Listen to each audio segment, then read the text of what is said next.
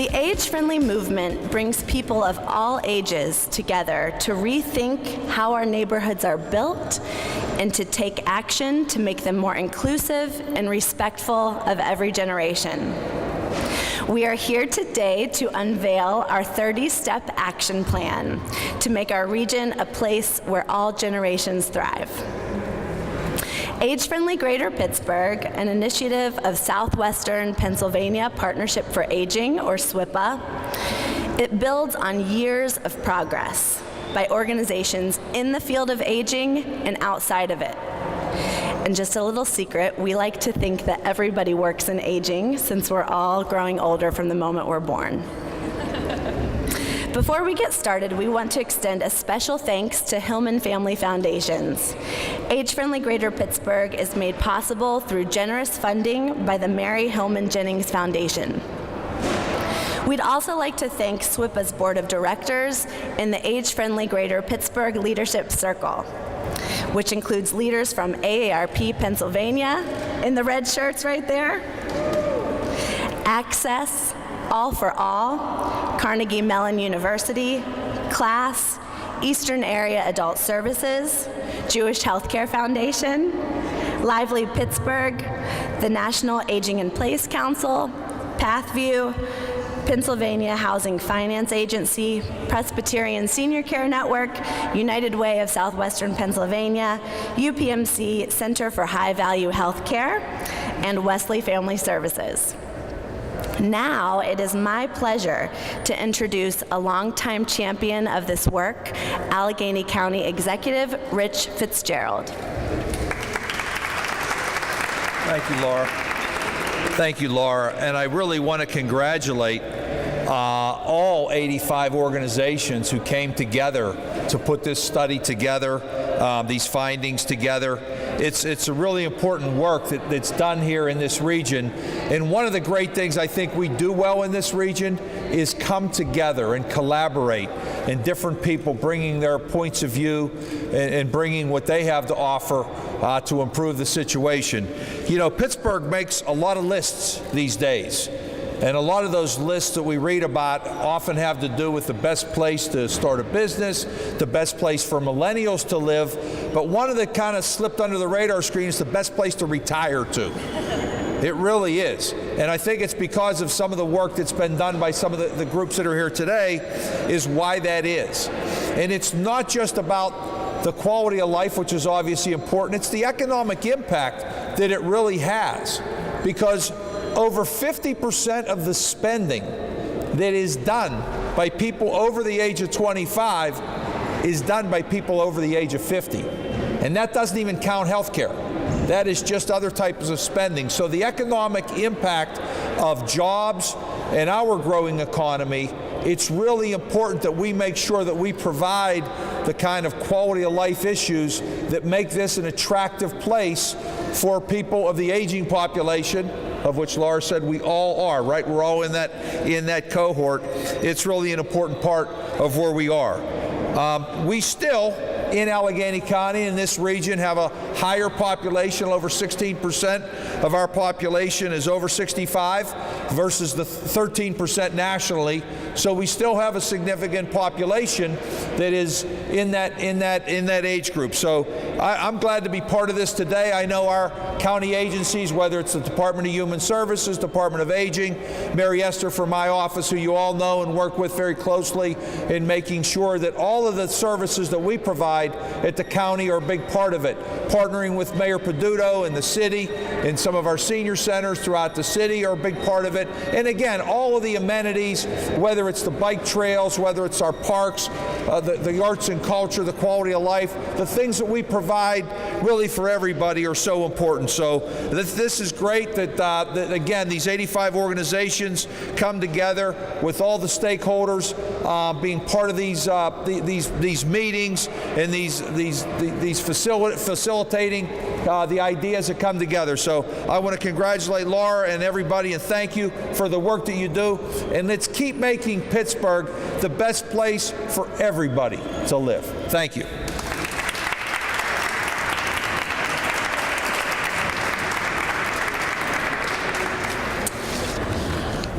Hello, my name is Laura Kowski, and I'm here today on behalf of Mayor Peduto.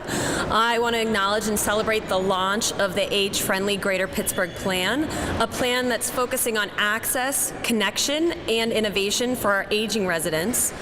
A plan that, in fact, benefits all Pittsburghers, and a plan that the mayor, our city, and our county enthusiastically support. The launch of this World Health Organization accepted plan marks an ambitious step in ensuring that the Pittsburgh region can best serve and support all of our neighbors. It is expected that the number of residents aged 65 and older in our region will increase more than 40% over the next 2 decades. We know that people are most likely to experience healthy aging when communities are safe, connected, and accessible. As such, we want to ensure that as we grow, our neighborhoods are built to be inclusive and respectful of all ages. Longtime residents and brand new ones benefit when a community is designed for everyone to thrive. Opportunities like these are especially beneficial for our younger residents. I grew up in a loving, joyful, very colorful Polish 3-generation household and emphatically believe that we have so much to learn from our older generation of Pittsburghers.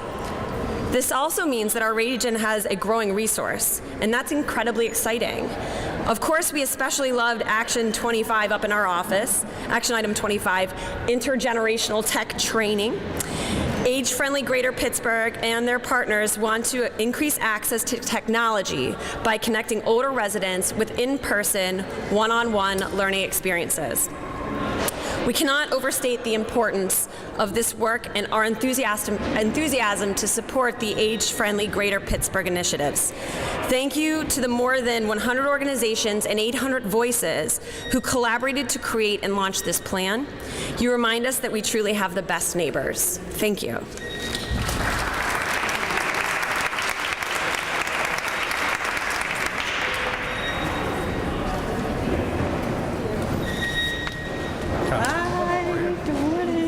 Thank you. I'm next. Hi, I'm Deb Gross. I'm the City Council representative for District 7. District 7 here in the city of Pittsburgh starts in the Strip District and goes upriver about 5 miles to include all of Lawrenceville, Morningside, Stanton Heights, Highland Park, Bloomfield, Friendship, Polish Hill. You probably know them as the neighborhoods that everybody's talking about, right? So Lawrenceville has increased population dramatically. If you drive up and down through the Strip District, you'll see all the new apartment buildings, all the new office buildings. It's curious that people often assume, not wrongly, that we've got a lot of young people moving to District 7.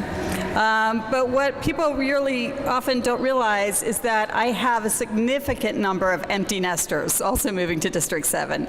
So I have it almost every week. Hi, we're so excited. We just sold our house wherever and moved to the Strip District. Hey, we're so excited. We just retired and now we have this house in Lawrenceville. Hey, we're so excited. We're rehabbing this house in Highland Park or Bloomfield. And I think that's because we do neighborhoods there. And when you have the kind of growth that we've had in some of our neighborhoods, one of the risks is that you end up with just strangers, right? A sea of strangers is not a neighborhood. So why I'm so excited about this age-friendly action plan is it really is about building livability. It's about building neighborhoods. It's about building neighbors, right? You have to be neighbors with each other in order to have a great neighborhood. And that's one of the things I'm so proud about our neighborhoods, that we have made the time and made the effort to invest in each other. And this action plan by Age Friendly and all of these partners here gives you the action steps to making that happen. And that's incredibly exciting. So I was so pleasantly surprised to see it the other day. And I just have to touch on a couple of points. I've already participated in one of the crossings, and I'm looking forward to participating in the next one. I get so many requests in my district from young people, from middle-aged people, and from older people about traffic calming, walkability, changing crosswalks, adding stop signs, adding bump outs, expanding sidewalks, and improving the general mobility issues, multimodal issues throughout the district. And that's because as these neighborhoods change, and especially as they are neighborhoods that have people, young people, middle-aged people, and elderly people, they're not all just coming downtown. Right, and so the routes have changed. We really need to be mindful of how we help people get all around their neighborhood so that they can do the things that they're doing on a daily basis. I have to say I'm excited as well with the mayor's office for the tech transfer idea. Proudly, this was launched in Lawrenceville. They have a senior program called Senior Advantage, especially for this reason. When you have newcomers into a neighborhood, you need to make sure that people feel included. You have to have some way of reaching out. But you also had the pressure there of making the third generation family or the senior resident not feel pushed out by the newcomers. Most of our neighborhoods in the region don't need to worry so much about that, but when you have an incredible influx of new residents and or younger residents, you got to build those bridges somehow. And so with their Senior Advantage program, they hosted an evening that was kind of bring your handheld device and we'll help you figure out how to use it. And it was staffed by many of the younger tech-savvy residents in the neighborhood. And it was a just floodgate. They opened the doors and people flooded in. How do I FaceTime my grandkids? What does that mean? What's the difference between Facebook and FaceTime? What are these things? How do I use this thing on my phone? How do you send a picture? How do you send a text message?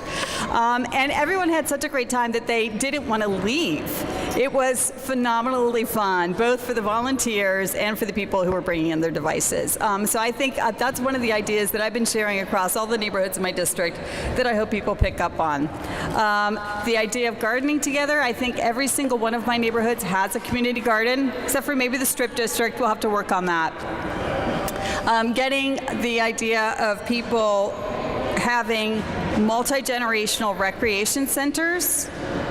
It has been a long time in the city since we had youth recreation centers, and we have many senior centers. But I have grandparents who are the full-time daycare providers for their grandkids. And they would say, I would love to come and see my friends at a recreation center, but what do I do with the kids? Maybe it's time that we make accommodations for people that are neighborhood centers, where you can have both kids and grandparents at the same time. And wouldn't that be beautiful for both generations? Thank you. So in the end, I encourage everybody to take a look at the plan. I'm going to encourage my residents to take a look at the plan. I get all my residents in District 7 are incredibly active builders of their neighbors and neighborhoods. And these are action items that they can do. And I encourage everyone to take a look at this plan and figure out which of the action items you can do. So thank you for everybody for pulling it together. Thank you.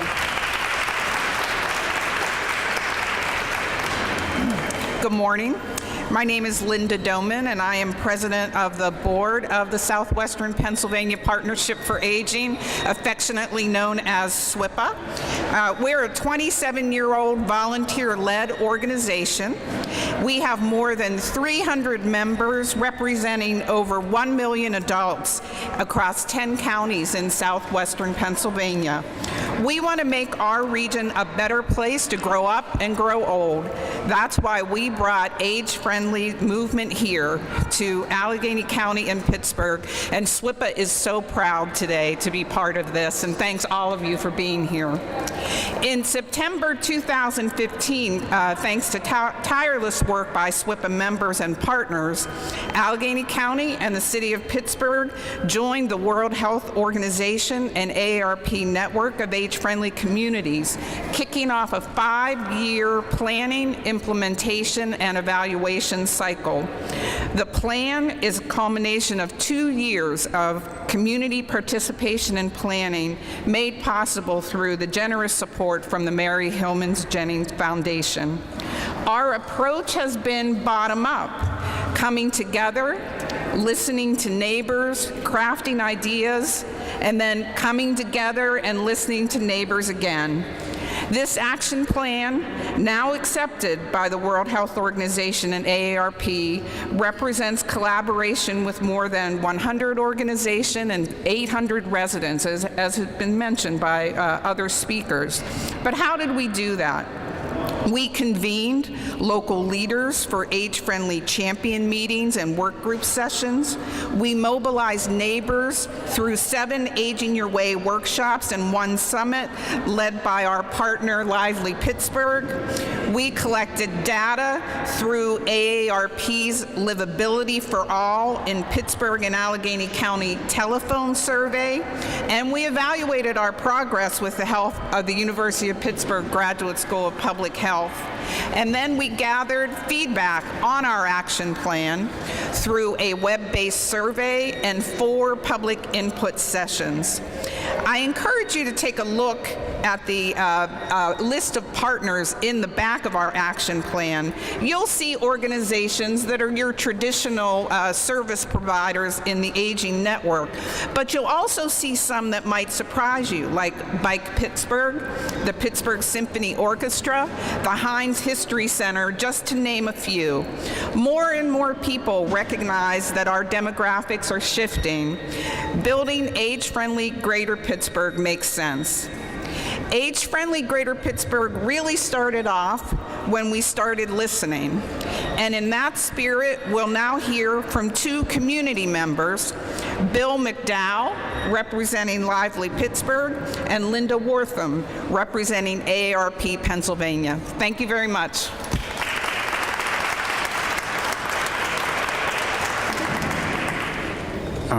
As Linda said, my name is Bill McDow, and I'm a lifelong disability advocate. And as I'm getting older, I find that I'm advocating on aging issues as well. I was born in Braddock, and when I was ready to start out on my own, I was fortunate enough to find a place on the north side that was accessible, and I really began my life then becoming independent. I've been on the north side in that neighborhood for 40 years now, and spent a lot of time walking around the city, and really began to learn about how important accessibility is. But one of the ways that I got involved, I was involved with Age-Friendly Greater Pittsburgh, is through the Lively Pittsburgh workshops. At these gatherings, we would come together and talk about accessibility, universal design, transportation, and much more. All the things that we thought that was important for people to know about accessibility. Today, we're talking about these same issues, and it says how important accessibility is. Because accessibility helps us all get out and participate in our society and communities and neighborhoods.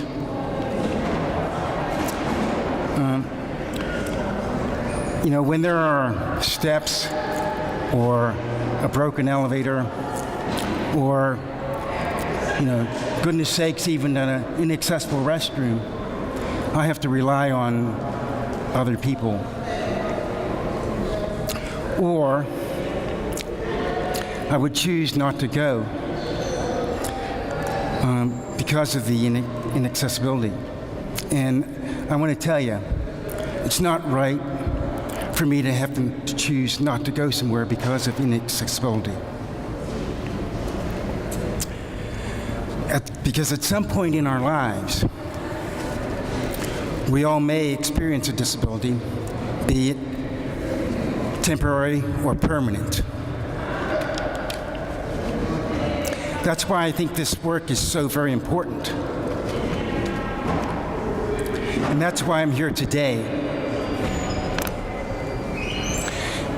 As my friend, Reverend Sally Jo Snyder at the Consumer Health Coalition likes to say, quoting Dr. Reverend Martin Luther King Jr., "The right time is always right to do the right thing."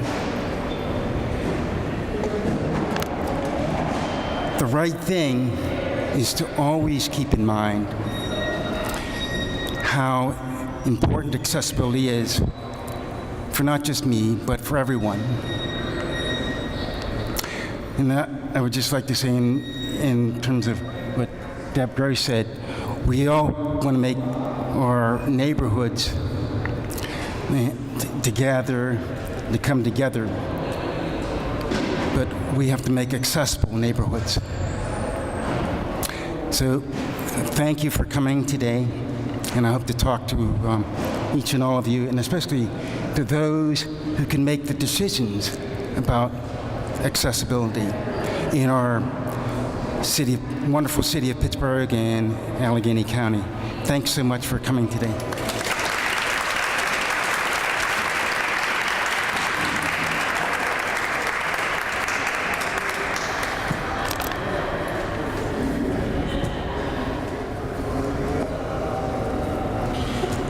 Good morning. My name is Linda Wortham. I am 67 and I'm here on behalf of AARP Pennsylvania, which represents 1.8 million members across the Commonwealth and the 50-plus community at large. AARP Pennsylvania is a huge supporter of the age-friendly movement in Allegheny County and Pittsburgh, because we know that living in a community that supports all ages, all stages of life, and all activities, that's what a community that people can enjoy, can explore, and can thrive in. I'll share a personal experience with you. Early this month, I joined AARP Pennsylvania in a fall bike ride with Executive Council Rich Fitzgerald. We rode the Eliza Furnace Trail over to the Hot Meadow Street Bridge to the South Side Works and back. It had been over 40 years since I'd been on a bike.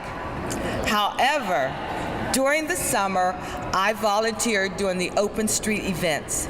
I saw a lot of older adults on bikes, so I wanted to try. And I knew that would be fun with AARP Pennsylvania.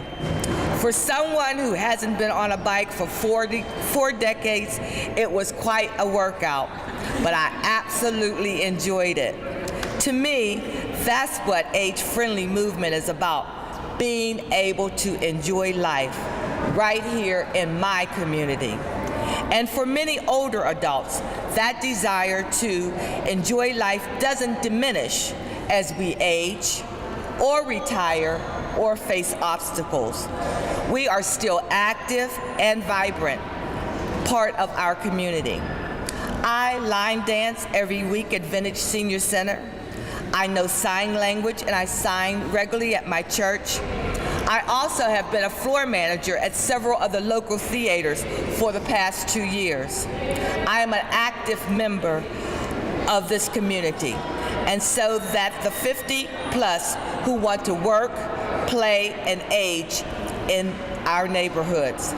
That's why it is important to ensure the greater Pittsburgh area is age-friendly, so that our streets are safer, our homes and facilities are easy to access as we get older, and that we have opportunity to connect socially and give back to our community. An age-friendly community is a friendly community. And I don't know about you, but that's a community I want to be a part of. And so does AARP Pennsylvania. I speak for all of us at AARP Pennsylvania when I say we are excited and proud of the work that is being done in Allegheny County and Pittsburgh. Congratulations on this launch, Age-Friendly Greater Pittsburgh. Thank you.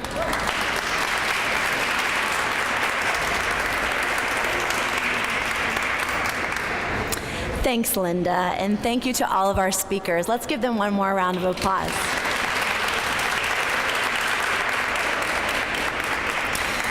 So when I tell my family and friends about this action plan of ours, two questions inevitably come up. First, so what's the plan? In 3 words, it's access, connection, and innovation. Our 30 action items are grouped into these 3 focus areas. So for access, we envision a region that's open to all of us, just like Bill said. It's easy to get around, it's easy to find and afford different options, whether we're looking for a new home or a ride across town. For connection, we envision a region that supports one another. It's understood that we're better when we go out of our age silos and come together, as Linda said, to enjoy life. For innovation, we envision a region that's relentlessly pushing for progress. But it's understood that we can all benefit from advancements in technology and design. It's committed to advancing new ideas to help residents age how and where they choose. Okay, the second question that my friends and family ask me is, so how can I get involved? I'll give you 3 ways. First, if you work in aging, and as I explained earlier, we all do, use this plan. Consider it an open source document. Take the statistics and the language that we carefully synthesized here and incorporate it into what you do. You can always cite us if you want to. If you are aging, and newsflash, we all are aging, see which of the 30 action items resonate with you and choose a project to join. There's something for everyone. And over at the table here, we have printed action plans as well as a sign-up sheet to stay connected. And number 3, and this is really exciting, you can join us tomorrow for action item number 1 in action, which is the crossings. And Bill and I will be there, as well as Councilwoman Gross and several of you in the audience today, including Jason from Lively Pittsburgh. So the Crossings is a pop-up street performance that builds visibility around crosswalk safety for all ages and abilities. We've rallied business owners, crossing guards, and neighbors of all ages to dance around Bloomfield Bridge intersection, all in the name of access and inclusion and intergenerational solidarity. Meet us in the SureSave parking lot in Bloomfield at 4 p.m. So thanks for being here, everyone. This is a huge milestone in our project, and we really look forward to moving forward with you. Thanks.